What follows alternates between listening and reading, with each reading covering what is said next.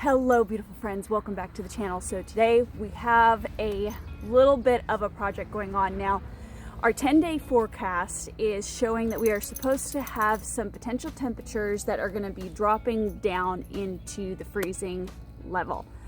That being said, hey, no.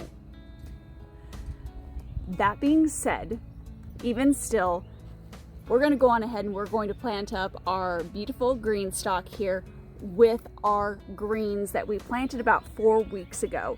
So we seed started those in trays and I walked you through that video. I'll go on ahead and I will link that video here so that you can see how I did that. Now, the good thing about these greens is that they are more tolerant of these cold temperatures, and in fact, usually their flavor really ends up blooming and coming out and sweetening up with a bit of frost anyway.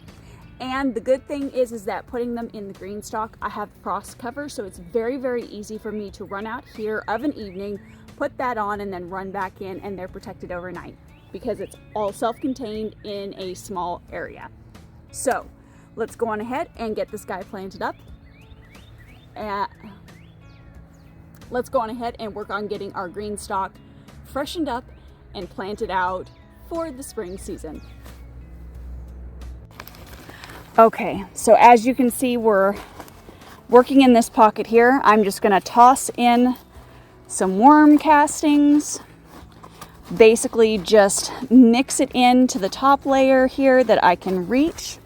And I have a Vates kale here that we're going to shove into the pocket.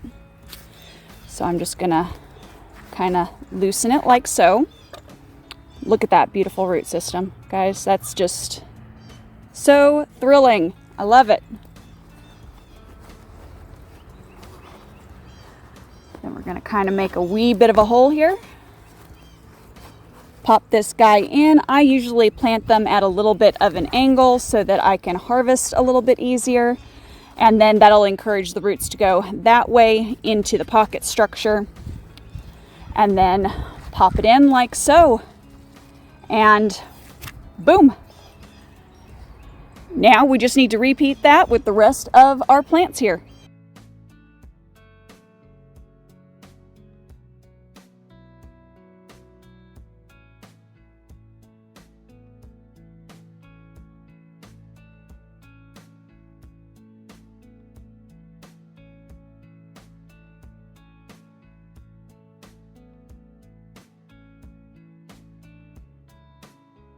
Okay friends, so that tray just about filled up this entire Greenstalk. We still have a small amount over here that was not planted, but I am okay with that because I can actually go on ahead and direct sow some kale and some tatsoi into those pockets, maybe even some Swiss chard. And then I will have some staggered growth and some staggered harvest. So that is, I think, a wrap for today's video. I'm very excited about this. All I need to do is come in here and I need to water the Greenstalk real well, make sure all of them have a nice drink of water so that they can get settled and acclimated into their space. But otherwise, we've got an entire Greenstalk completely planted out with greens today.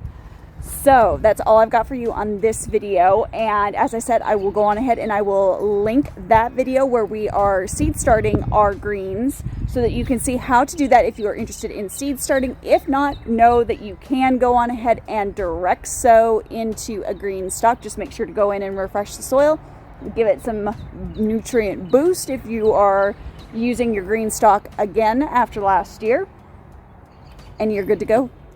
So guys, as always, keep it simple, natural, and essential.